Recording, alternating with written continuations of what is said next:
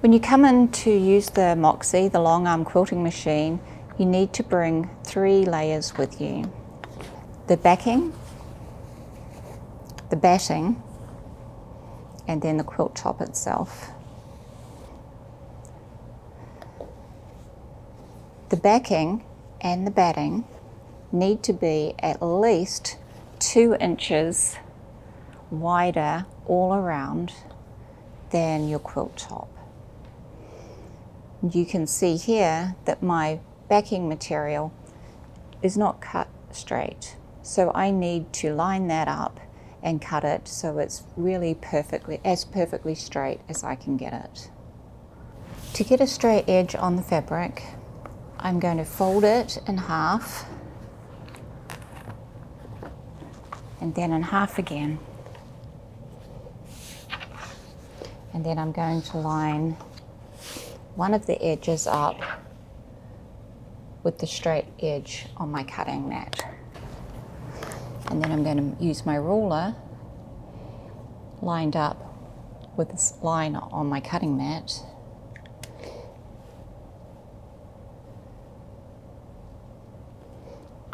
And make a cut. So now that edge is perfectly straight. And I'm going to do that to all 4 edges of my backing fabric. Now, one more thing you'll need to do before you come in is to mark the halfway point, and I'm going to do that just by putting a very small little cut in my fabric, and that will show me when we get onto the frame that that's the middle of my fabric. And I'm going to do that on the bottom of the backing fabric as well. If, like this piece of fabric, you find it's not quite square, but you can't remember which is the long edge and which is the short edge, all you need to do is to fold this on the diagonal,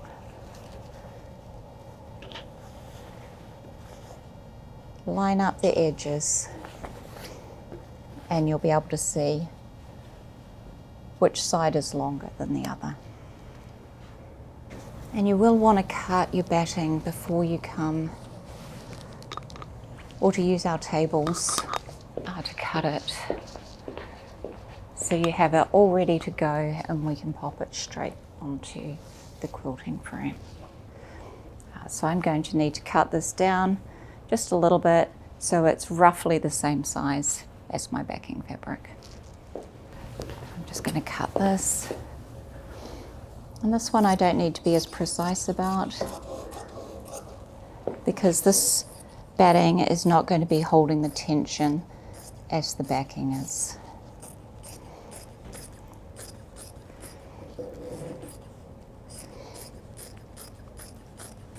And you can see I'm just eyeballing the 2 inches there.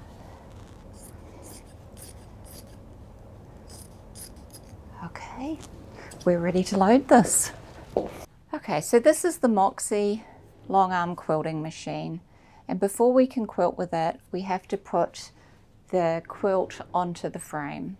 So we have 4 rollers, this back roller, the quilt is coming underneath just to help with our tension, and then the bottom roller, and we're going to roll the quilt backing onto the top leader and the bottom leader. Make sure you have the right side of the fabric facing the floor, and the wrong side of the fabric, which is going to be sandwiched in with your batting and quilt top, facing up. So I'm going to find the notch that I made, and I'm going to line it up with this very handy arrow that I have in the middle of my top leader. So I'm going to put my notch here on the back, and then I'm going to pin this to the leader. I'm just going to do that with a simple in and out with my pin about 1/4 of an inch from the top. And now I'm going to just repeat that all the way along the top leader.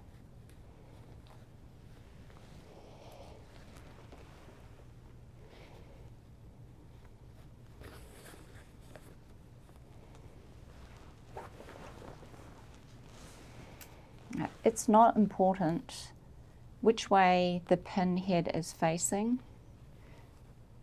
What's important is that your pins create a straight seam all the way along and that they're no wider than a finger width apart.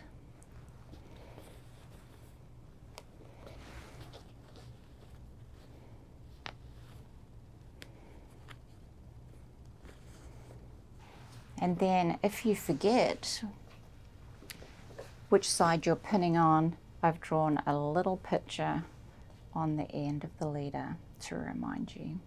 This is the side the pin is going on and where the fabric is. Now I've reached the end, and this is the only time it really matters which way the pin head is pointing. And I'm going to make it point out, and I'm going to make this a double in, out, because this is where most of the tension is when we wind the quilt up. Okay, so I'm nearly at the end of this side, and I want to be really aware that I want the pin head to be facing out, to be facing the wall. And that's because as I'm working with the quilt, I don't want the very pointy end of the pin to be sticking out so that I can knock it with my hand. I want that to be the pin head instead. So I've got one more, and this is the tricky one. And you're just going to make sure that the pin head is facing out. And then 1, 2, so it's nice and strong and it can't hurt my hand if I knock against it accidentally. For the next step, because it's such a large quilt, I'm going to use gravity to help me. I'm going to make sure that this is as crease-free as I can get it, and then I'm going to roll all of this onto this back leader.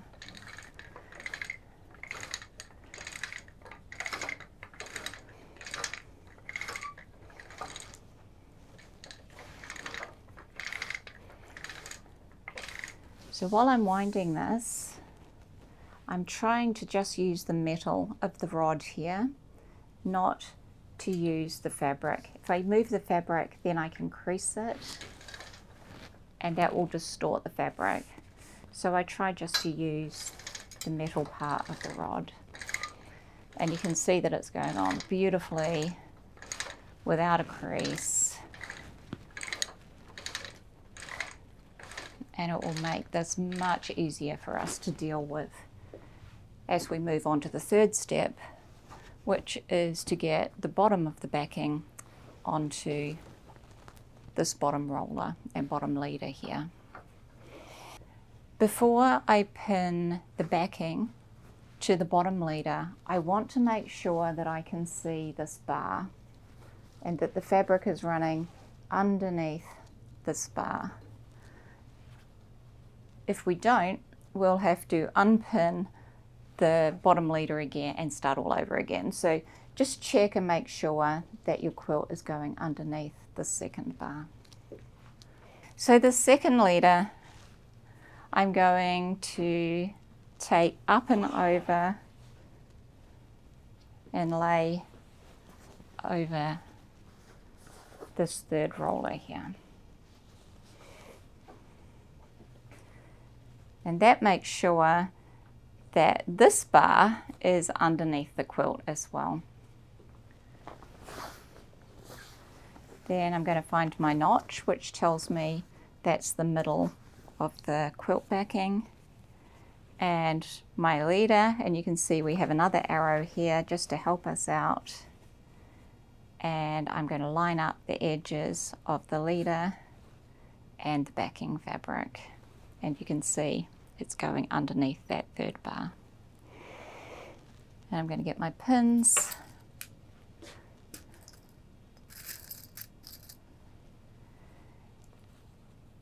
And I'm going to pin on the back side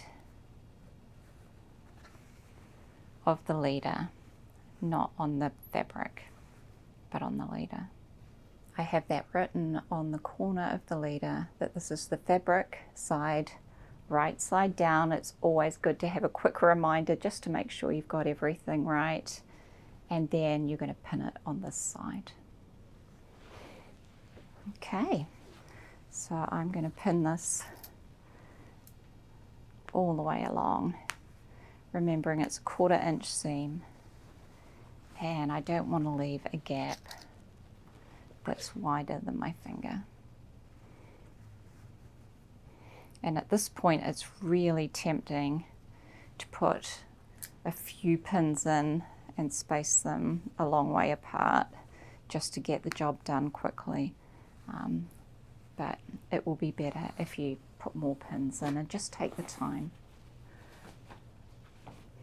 I had somebody say to me once that a quilt is only as good as the time that you took to prepare it. So I always remember that when I want this to be a faster process than it is. And our little bowl here is magnetic so that the pins stick to it and it sticks to the rollers.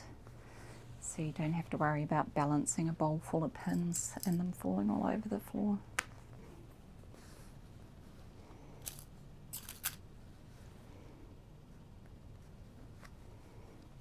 Okay, and then that last one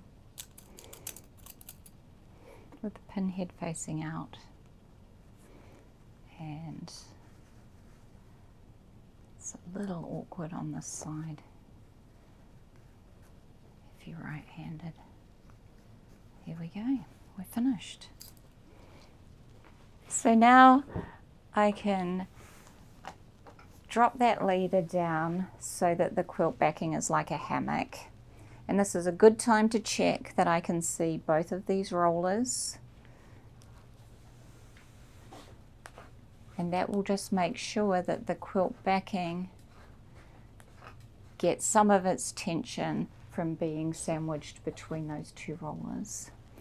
And you can see here that I have these creases. And that will come out, if we're careful, as we're rolling the quilt back on to this bottom leader. The tension will really help us to get this nice and flat. And as we roll it, you'll see that this will disappear. So I'm going to roll now onto the back, onto the bottom leader. And I'm going to really look to make sure I don't see any creases and I don't see the ends telescoping, so that this edge is straight as I roll it. This is a really good time to see if there's a problem with the fabric or the way that it's cut. And you can see already that problem we had over here with the diagonal wrinkles is gone. So now it's time for us to put the batting on, and you can see that I have these wheels or cogs, and then I have this flip which stops that bar from rolling, and this clip which stops this bar from rolling. So at this point of the process, I want to make sure that those are open. And now I'm just going to get my batting and put it underneath this roller. And it's nice and loose, so I'm not stretching the batting because it's very easy to get a hole in it. I'm just doing everything really gently.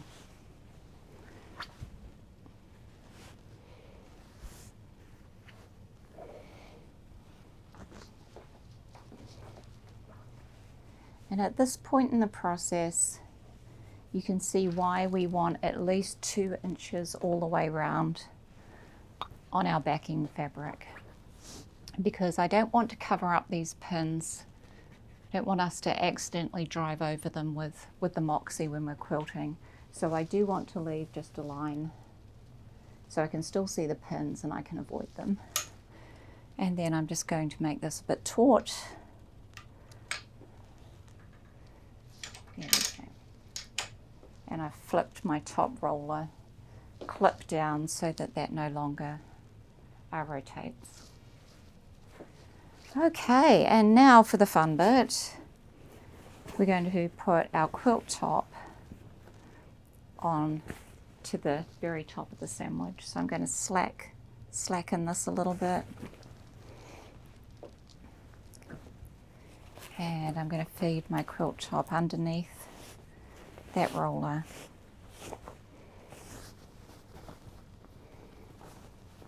I straighten everything out. And you just can't smooth it too many times. And then